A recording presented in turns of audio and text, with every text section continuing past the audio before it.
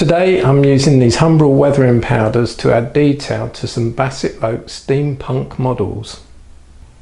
These are 2 coaches and 4 wagons in the Bassett-Lowke steampunk range. These are 2 open wagons. I'm going to weather them. I'm also going to weather these 2 closed wagons, and I've got 2 coaches too. Now I fundamentally like the weathering that's on there, so I'm going to do some light weathering.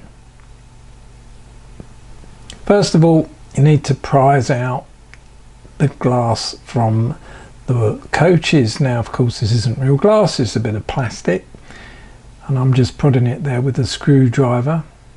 Just do it carefully so as not to break the plastic. We need to glue those in again at the end.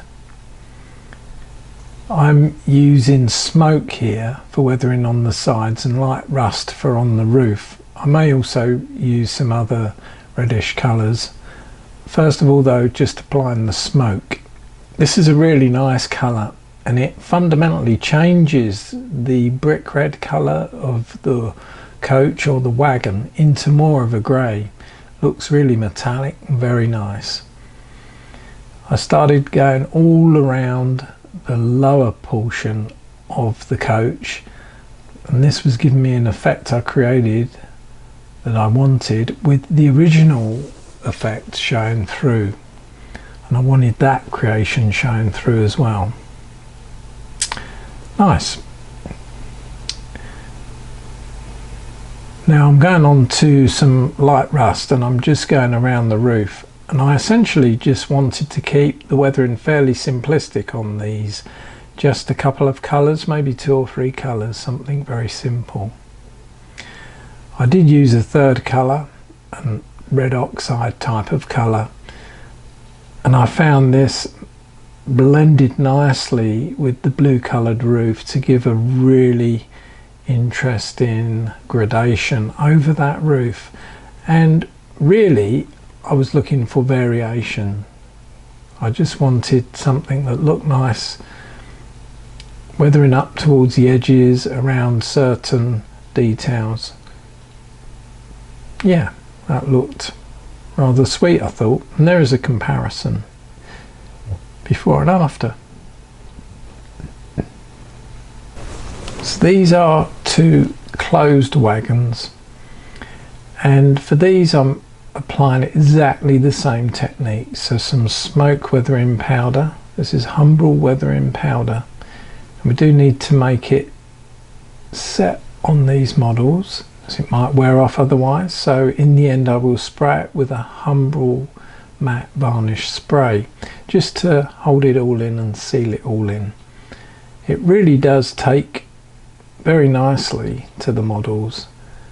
I was very pleased with the effect it's creating, with the original weathering and dry brush highlights showing through.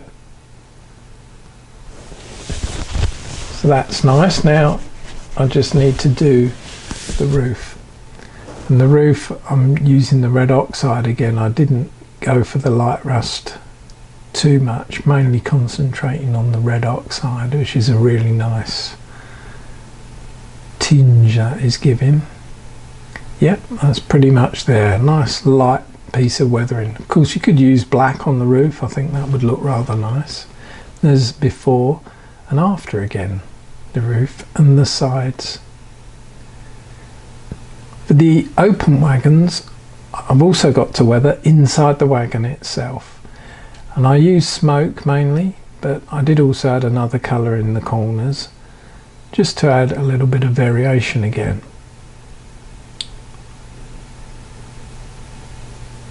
I'm tipping out some of the excess powder. I think you could collect that powder if it was all on one colour and put it on paper and then tip it back into your pot if you wanted.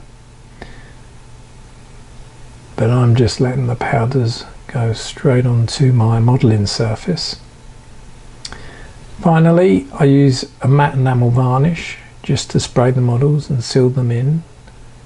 That seals all the powders in, and then I put the glass, the plastic window back in with some glue. And there you go. These are the 6 items. They're not on their bogies The wheels, they're just loose, but they came out rather nicely, I think, and it altered the look again. So some before and after shots, so you can see the sort of changes you can do to these if you wish to.